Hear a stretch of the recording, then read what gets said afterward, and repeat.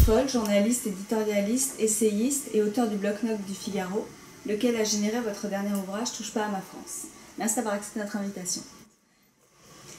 Vous égrenez au fil des semaines de l'année 2013 une analyse clinique de notre époque. C'est l'occasion pour nous d'offrir à notre public une synthèse de votre pensée. Touche pas à ma France, c'est d'abord un mot d'ordre, c'est un dérivatif de touche pas à mon pote. Vous l'avez compris, bien sûr, c'est une petite allusion à cela. Et touche pas à ma France, c'était un député communiste, André Jorin, qui avait usé de ce détournement-là pour exprimer la colère qu'il avait de voir la France décliner. Et donc je me suis permis de reprendre cette expression-là à mon compte, parce que je trouvais intéressant que ce soit un député communiste qui fasse ce diagnostic-là. C'est souvent peu porté, en tout cas par la gauche. Et je me le suis approprié moi-même, car c'est effectivement tout ce que je pense, est résumé un peu dans ce slogan-là. Tout ce que je pense, c'est-à-dire, en deux mots, que la crise n'est pas simplement une crise économique et sociale, elle est une crise économique et sociale à l'évidence, le chômage, l'endettement, mais tout ceci sont des crises qui peuvent se résoudre par des solutions techniques. Mais la vraie crise, celle qui sape le moral des Français, celle qui fait en sorte que la France est devenue aujourd'hui un pays aussi pessimiste, c'est la crise identitaire. Et cette crise identitaire est une crise existentielle qui est d'autant plus grave qu'elle n'est pas perçue par les hommes politiques ni par les médias, et qu'elle est ressentie très, très intimement par le peuple français. On assiste effectivement à une véritable révolution culturelle. Vous savez, c'est Gramsci qui disait que la révolution se gagne par la culture, et effectivement, là, aujourd'hui, la gauche a abandonné la culture, la position hégémonique qu'elle avait dans la culture et dans le monde des idées. Et on s'aperçoit que cette résurgence aujourd'hui des pensées nouvelles est en train de se former au cœur même de la société civile, au cœur même d'une société réactive.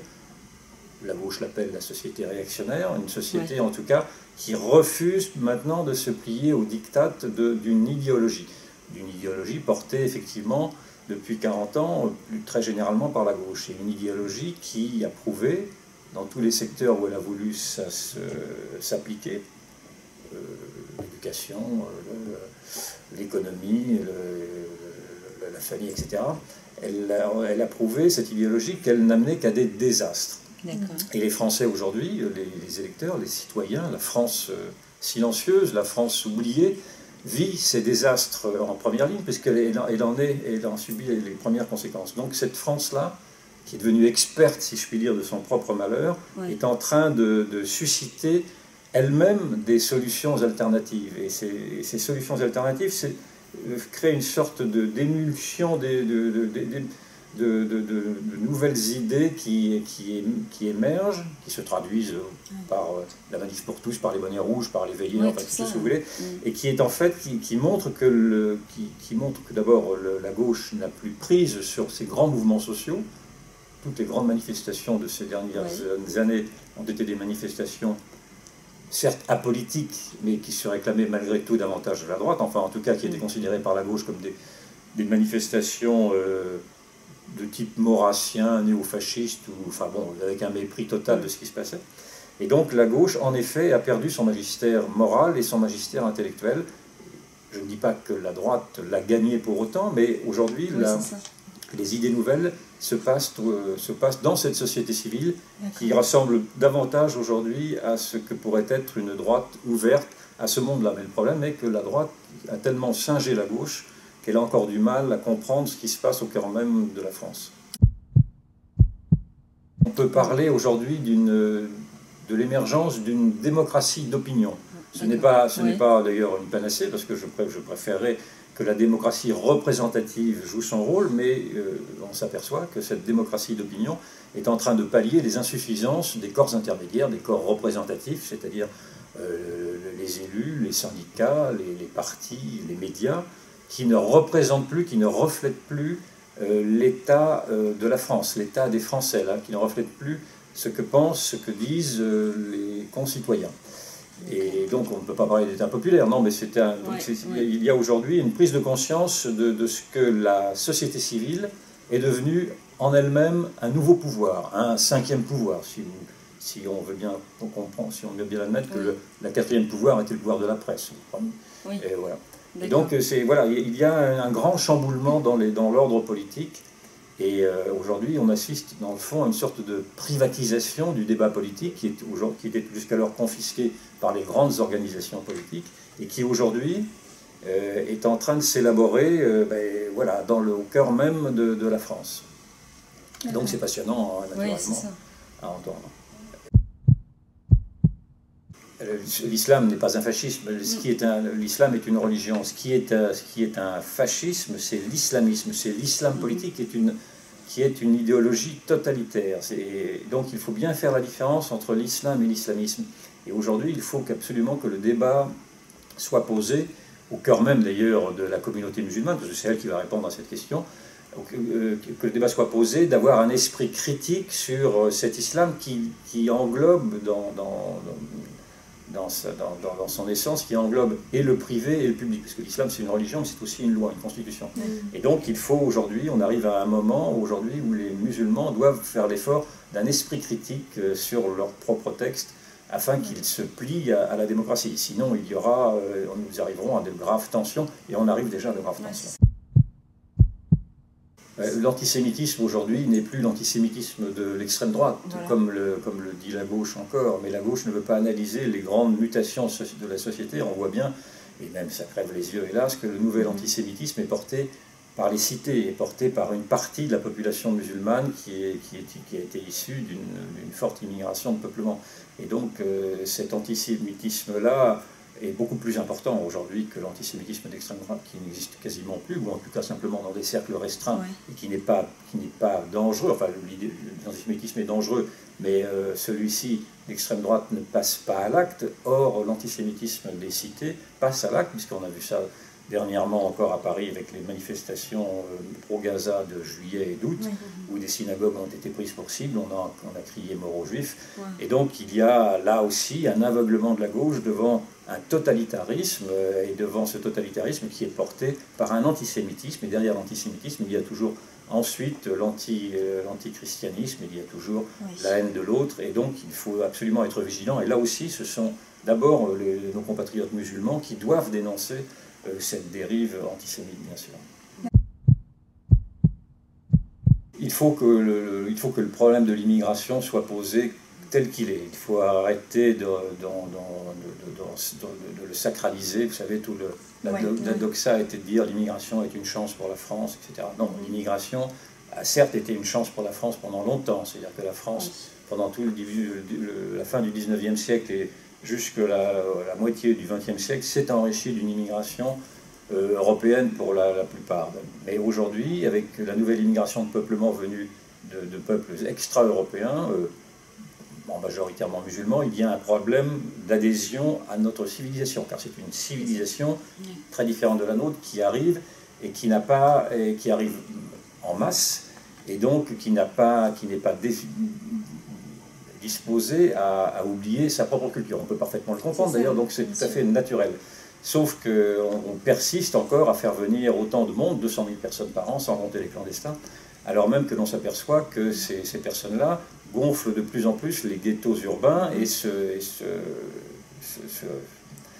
s'isolent sur elles-mêmes, ce qui est encore une fois tout à fait compréhensible, sauf que l'on arrive aujourd'hui à des fractures identitaires, à des contre-sociétés et aujourd'hui à un affaiblissement de ce qui fait notre force, c'est-à-dire l'unité nationale. Il y a aujourd'hui un problème de solidarité nationale qui est posé par ces contre-sociétés et par ce multiculturalisme qui est advenu, qui s'est imposé par les faits, mais qui, plus gravement encore, est défendu et justifié aujourd'hui par un discours dominant à gauche, mais malheureusement aussi à droite. Donc, pour résoudre ce problème de l'immigration, qui est un problème, il faut d'abord l'évaluer. Il faut naturellement, de mon point de vue, combattre ce multiculturalisme, et il faut admettre aujourd'hui que la France ne peut plus accueillir 200 000 personnes par an, ni même 100 000, ni même 50 000. Je pense qu'il faut, non plus l'immigration zéro, mais il faut arrêter de voir la baignoire déborder sans fermer le robinet. le mariage homosexuel était une revendication des minorités homosexuelles. On a appris que l'INSEE nous a dévoilé que les couples homosexuels étaient en France 100 000. Sur les 100 000 couples homosexuels, il n'y en avait pas 100 000 qui réclamaient le mariage homosexuel, mais une partie simplement de ces 100 000-là. Donc le mariage homosexuel a été imposé dans la législation par la minorité militante d'une minorité homosexuelle. Donc cela pose déjà un problème. C'est-à-dire qu'il y a là une tyrannie des minorités, ce qu'on appelle une tyrannie des minorités, qui a fait en sorte de bouleverser la filiation, et de bouleverser la structure de la famille, d'un homme, d'une femme, des enfants, et partant de la filiation. Donc en fonction de cette analyse, j'étais contre le mariage homosexuel, j'étais pour l'union homosexuelle qui permettrait à un couple de même sexe d'avoir les droits équivalents d'héritage ou de protection, mais en leur interdisant les règles obligatoirement fictives de la filiation. Ce mariage homosexuel a donc été voté, et l'on s'aperçoit qu'effectivement, ce qui était à craindre arrive, c'est-à-dire que les règles fictives de la filiation, grâce à la GPA, la PMA, arrivent d'une manière détournée, avec des jurisprudences de la Cour européenne des droits de l'homme ou de la Cour de cassation. Et donc, je suis de ceux qui pensent qu'il faut maintenant, si la droite revient au pouvoir, abroger le mariage homosexuel, pour venir à une union civile. Le féminisme, je n'ai rien contre, je n'en pense pas, je ne suis pas pour, je ne suis pas contre, là je n'ai pas d'avis sur la question. Pas d'avis sur la question. Les petits blancs, les petits blancs, c'est toute cette population européenne, française de souche, si vous voulez, pour reprendre ce mot-là, que je n'aime pas beaucoup, toute cette population qui a été oubliée par le débat politique, oubliée par le discours politique, et qui a été oublié dans les décisions politiques. Et il y a un livre qui le dit encore mieux, qui conforte tout ce que j'ai pu écrire sur ce sujet, qui est d'un géographe qui s'appelle Christophe Guilluy, qui décrit ce qu'est aujourd'hui ce qu'il appelle, lui, la France périphérique, c'est-à-dire cette France des petits blancs qui a quitté les cités, devenues des cités trop homogènes dans leur nouvelle culture musulmane en l'occurrence, qui a donc fui ces cités pour se réfugier en périphérie. Et cette France blanche oubliée représente aujourd'hui 60% de l'électorat. Et c'est une France qui n'est plus représentée dans les discours politiques, naturellement pas à gauche, mais non plus à droite, et qui se réfugie soit dans l'abstention, soit dans le vote pour le Front National. D'accord. Et donc cette France blanche-là devient une France qui se paupérise, et c'est une France vers laquelle les partis politiques doivent urgemment se tourner s'ils ne veulent pas, naturellement, voir un populisme ardent, un populisme qui pourrait se traduire par des actes de désespérance violente dans les rues ou ailleurs. Il faut que donc le discours politique canalise cette France-là qui n'est pas représentée. La diabolisation du FN ne sert à rien, on le voit bien, plus on diabolise le FN, plus il grimpe. Le FN est un symptôme, ce n'est pas Marine Le Pen qu'il faut critiquer, il faut essayer de comprendre pourquoi justement les gens se réfugient maintenant, se réfugient vers le Front National. Et l'explication en est très simple, c'est que le Front National aujourd'hui est le seul parti politique, malheureusement, à s'adresser à cette France oubliée, à cette France silencieuse, à cette France invisible, qui n'apparaît pas sur les écrans radars, invisible par la gauche, mais invisible de la gauche, invisible également de la droite. Et donc, tant que la droite n'aura pas compris que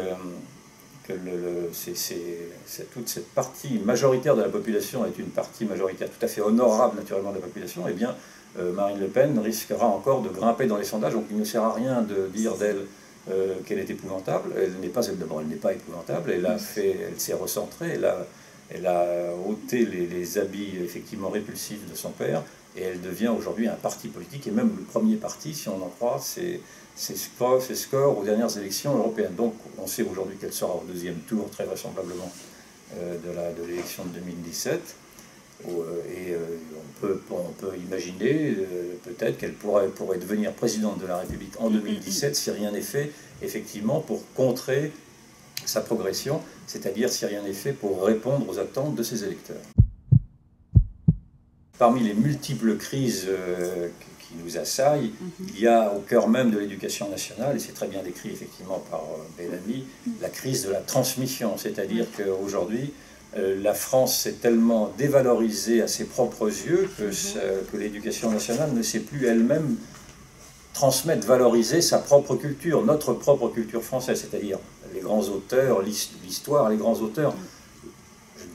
J'irais même jusqu'à la grammaire. Enfin, tout ceci est devenu un champ de ruines, et cette transmission est en train de faire apparaître une déculturation de toute une génération qui n'a pas eu accès, par cet abandon volontaire de l'éducation nationale, qui n'a pas eu accès, ou suffisamment accès en tout cas, à la littérature, à la culture, à l'histoire. Et moi je suis effaré de voir les lacunes aujourd'hui que peuvent avoir toute une génération qui n'a pas été formée à cela. Et c'est une génération qui en souffre, me semble-t-il, et qui essaie qui malgré tout, et c'est là où elle est tout à fait admirable, qui essaie malgré tout de se raccrocher à cette France qui lui a si peu donné. Moi je suis optimiste. Je suis optimiste parce que paradoxalement, parce que tout s'effondre. Ouais. Et donc, quand tout s'effondre, il faut reconstruire. Je pense que l'on arrive là aujourd'hui à la fin d'un monde, à la fin d'un cycle, où plus rien ne correspond à rien. C'est-à-dire où les partis politiques ne correspondent plus aux attentes, où les politiques eux-mêmes, les hommes politiques eux-mêmes sont désavoués, où les médias ne jouent plus leur rôle, où la justice s'est politisée, etc. Donc, et tous ces désastres s'accumulent et s'accélèrent ensemble, d'autant plus vite d'ailleurs que François Hollande ne fait rien, est incapable d'engager les réformes qui pourraient peut-être freiner cette échéance. Mais dans le fond, faut-il freiner un déclin? Je ne crois pas. Il faut mieux accélérer ce déclin pour aller jusqu'au bout. C'est un petit peu la thèse que je défends. Et quitte à attendre 2 ans dans un cauchemar éveillé. Et je pense ensuite, je suis optimiste parce que, tel que je vous l'ai dit en préalable, la société civile est parfaitement consciente de son propre destin. Elle a envie de reprendre les choses en main, elle a envie de reprendre son destin en main.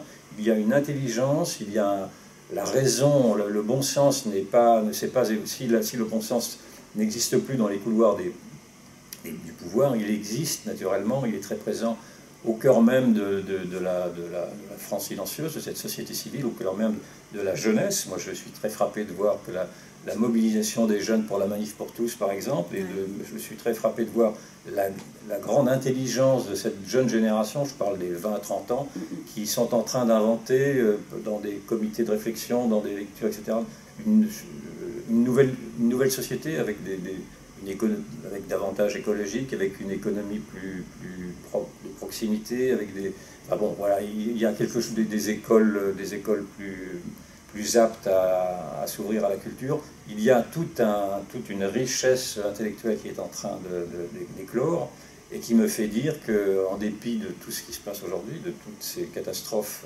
qui s'accumulent et qui sont désespérantes en effet, je crois à une renaissance.